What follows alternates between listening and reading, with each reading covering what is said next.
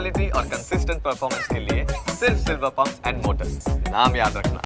સ્પેસએક્સનું mission fail થઈ ગયું છે। પરીક્ષણ દરમિયાન સ્ટારશિપ તૂટ્યો।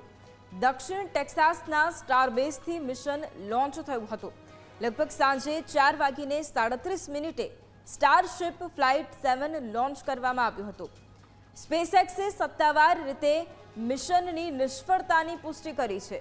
ઇલોન મસ્કની કંપની સ્પેસએક્સના અધિકારીઓનું કહેવું છે કે ગુરુવારે ટેક્સાસમાં પ્રક્ષેપણ બાદ ઊભી થયેલી સમસ્યાઓને કારણે મિશન નિષ્ફળ ગયું છે।